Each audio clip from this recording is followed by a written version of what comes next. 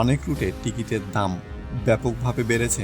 সবচেয়ে সস্তা ইকোনমিক ক্লাসের টিকিটের দাম 25% বেড়েছে। ইউরোপ এবং পূর্ব এশিয়ার রুটের দাম সবচেয়ে বেশি বেড়েছে। লন্ডন থেকে মেলবোর্নের টিকিটের দাম 1 বছর আগের তুলনায় 76% বেড়েছে। হংকং থেকে লন্ডন ফ্লাইটের দাম 72% বেড়েছে।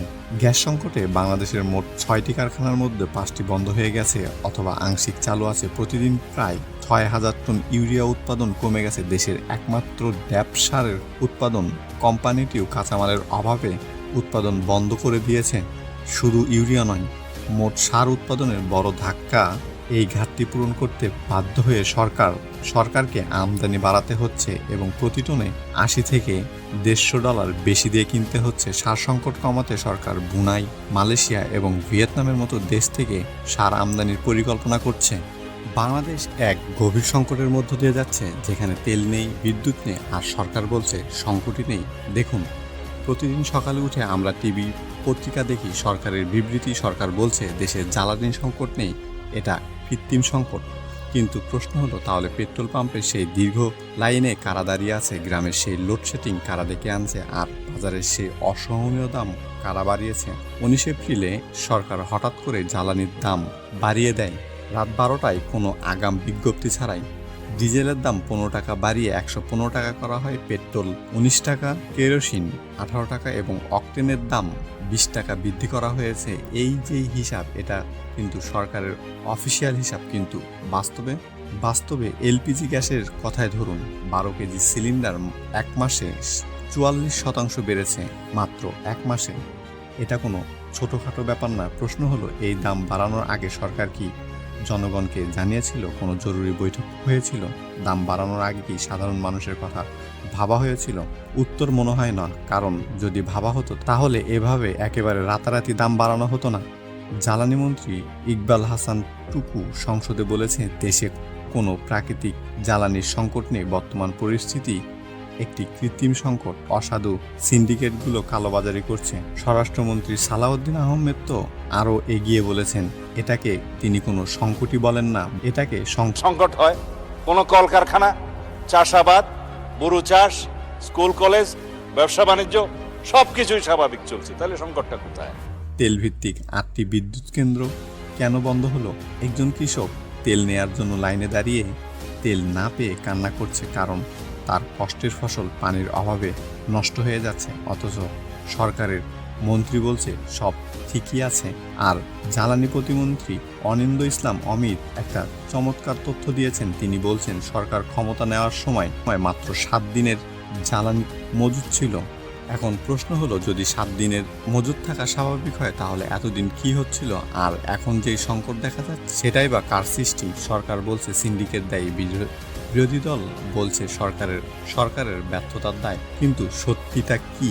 সত্যিটা হলো, মানুষের কষ্ট কমেনি। বিরোধী দল নেতা শফিকুর রহমান সংসদে বলেছে, তেল সংগ্রহ করতে গিয়ে লাইনে দাঁড়ানোর সময় মানুষের মৃত্যু হয়েছে। গরিব মানুষ ঘন্টার পর ঘন্টা দাঁড়িয়ে অপেক্ষা করছে, তাদের আয় কমে যাচ্ছে। আর বিএনপি মহাসচিব মির্জা ফখরুল ইসলাম আলমগীর বলছে, দেশে জ্বালানি তেলের কোনো সংকট নেই, এটা কৃত্রিমভাবে তৈরি করা হয়েছে। এক শ্রেণীর অসাধু ব্যবসায়ী তেল মজুত করে কালোবাজারিতে বিক্রি করছে।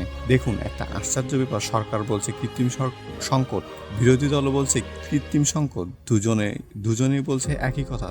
কিন্তু তাহলে প্রশ্ন হলো, এই কৃত্রিম সংকট কারা তৈরি করছে? আর এই কৃত্রিম সংকটের শিকারী কারা? শিকার তো সাধারণ মানুষই। সরকার দোষ দিচ্ছে সিন্ডিকেটের, বিরোধী দল দোষ দিচ্ছে সরকারের, আর মানুষ তো দাঁড়িয়ে আছে পেট্রোল পাম্পের লাইনে। এই যে অবস্থা, এটাকে কি বলবেন? এটা কি সংকট নাকি তামাশা বলা উচিত? বিদ্যুৎ বিভাগের হিসাব অনুযায়ী বুধবার সন্ধ্যায় বিদ্যুৎ ঘাটতি ছিল 2086 মেগাওয়াট। বৃহস্পতিবারে ঘাটতি বেড়ে দাঁড়ায় 3000 মেগাওয়াটে। বাংলাদেশের মোট চাহিদা 17,000 মেগাওয়াট, বিদ্যুৎ সরবরাহ মাত্র 14,000 মেগাওয়াট। এটাই হলো সরকারের পরিসংখ্যান। কিন্তু এখানেই শেষ নয়। সবচেয়ে বড় কথা হলো, এই ঘাটতি কিভাবে পরিচালিত হচ্ছে। গ্রামাঞ্চলে প্রতিদিন 8 থেকে 10 ঘন্টা লোডশেডিং হচ্ছে, আর ঢাকা শহরে প্রায় স্বাভাবিক। এটাই হলো আমাদের সমতার ব্যবস্থা, শহর সুরক্ষিত আর গ্রাম বঞ্চিত। গ্রামের একজন কৃষক বলছে, আমাদের এখানে দিনের বেলায় বিদ্যুৎ থাকে না, সেচ দেওয়া যাচ্ছে না, ধান নষ্ট হয়ে যাচ্ছে। আর একজন বলছে, রাতে লাইট নেই, পানি তুলতে পারি না, শিশুদের পড়াশোনা করাতে পারছি না। এই হলো সরকারের সংকট নেই বলার বাস্তবতা। প্রশ্ন হলো সরকার কি এই তথ্যগুলোকে ফেক নিউজ বলবে? গাড়ি ভাড়া বৃদ্ধিতে যেটা আমাদের সরাসরি দৈনন্দিন জীবনে প্রভাবিত করছে, বিআরটি এর বাস ভাড়া নির্ধারণ করেছে চট্টগ্রাম রুটে ট্রাক ভাড়া এখন 20 থেকে 22,000 টাকা, যা আগে ছিল 18 থেকে 20,000 টাকা। এই যে ভাড়া বাড়ছে এর প্রভাব পড়ছে সবজির দামে, চালের দামে, এমনকি পোশাকের দামেও। একজন সবজি ব্যবসায়ী বলছেন এখন ট্রাক ভাড়া বেড়েছে তাই সবজির দামও বাড়াতে হচ্ছে, ক্রেতারা কিনছে না, আমাদের লোকসান হচ্ছে। একজন রিক্সা চালক বলছে তেলের দাম বেড়েছে, ভাড়া বাড়ালে যাত্রীরা রাগ করে, আমি মাঝখানে পড়ে আছি। এই তেলের দাম বাড়লে আমাদের জীবনের কি প্রভাব পড়বে? বিশ্লেষকরা বলছে 4টি প্রভাব পড়বে। প্রথমত মূল্যস্ফীতি বাড়বে। কনজিউমার অ্যাসোসিয়েশন অব বাংলাদেশের সভাপতি AHM শফিক জামান বলেছে অবধারিতভাবে সব পণ্যের দাম বাড়বে, সব শ্রেণীর মানুষের জীবনযাত্রার খরচ বাড়বে।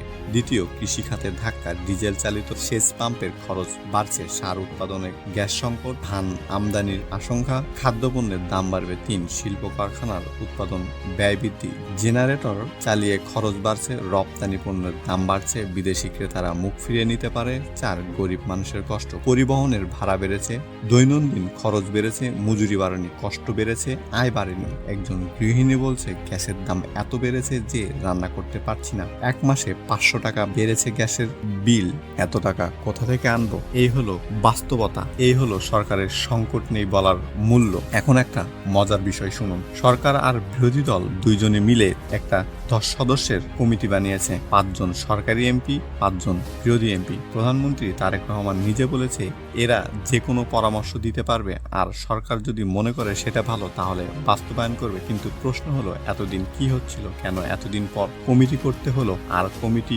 করলেই কি সব সমস্যার সমাধান হয়ে যাবে?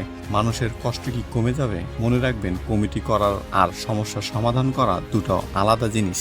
বিরোধী দলীয় নেতা বলছে আমরা আশা করি সংসদ সব জাতীয় সমস্যার সমাধানের কেন্দ্রবিন্দু হবে, কিন্তু এতদিন সংসদ কোথায় ছিল?